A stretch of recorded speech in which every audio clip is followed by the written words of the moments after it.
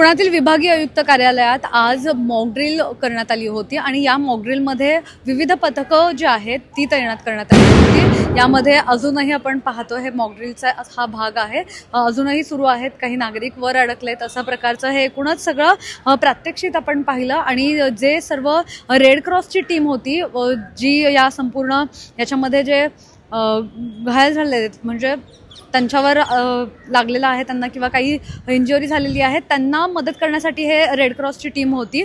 एकूणच red cross ही जी team आहे तर त्याचं नेमकं काय आता या ह्याच्यामध्ये काम होतं? Indian red cross society Pune याला जवळजवळ 100 वर्षे झालेली आहेत।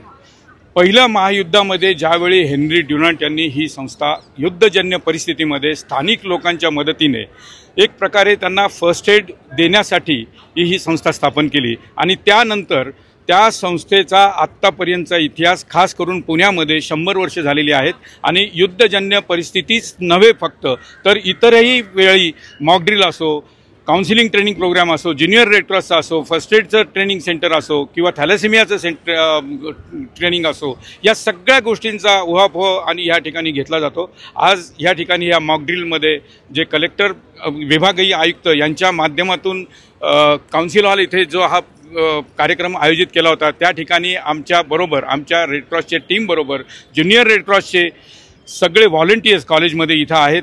ज्या ज्या कॅज्युअलिटीज झाल्या त्यांना गोल्डन पिरियडमध्ये जी ट्रीटमेंट द्यायची होती ती ट्रीटमेंट दिली आणि ॲम्ब्युलन्सच्या माध्यमातून त्यांना आपण नजीकच्या हॉस्पिटल म्हणजे इथे या ठिकाणी ससून हॉस्पिटल आपण त्यांना घेऊन गेलेलो आहोत।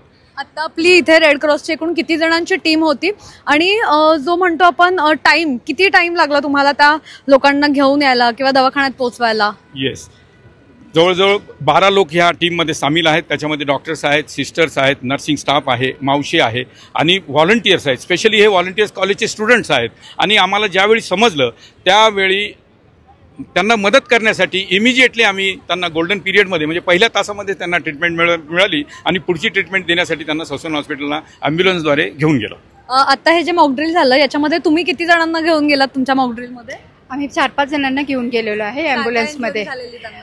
एकाला अनकॉन्शियस झालेलं होतं, दुसऱ्याला पायाला लागलेलं होतं, एकाचं BP पण लो झालेलं होतं।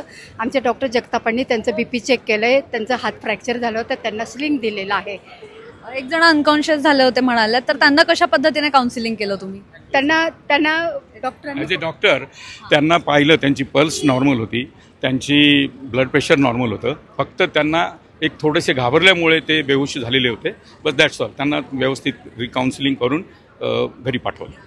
तर जेव्हा अशी ची परिस्थिती येते किंवा युद्धजन्य परिस्थिती येते तेव्हा हे रेड क्रॉसची जी टीम आहे ती येते तिथे आणि त्यांच्याकडून त्वरित त्यांना मदत दिली जाते। आता जर आपण पाहिलं यांच्याकडून एक तासाभराचा यांना पूर्ण कालावधी लागलेला आहे आणि तासाभरात यांनी इथे जे जखमी झालेले नागरिक होते त्यांना ॲम्ब्युलन्समध्ये बसवलं आणि हॉस्पिटलमध्ये पोहोचवण्याचं काम केलेलं आहे। पुण्याहून मुनयनपुरे, सिविक मिरर।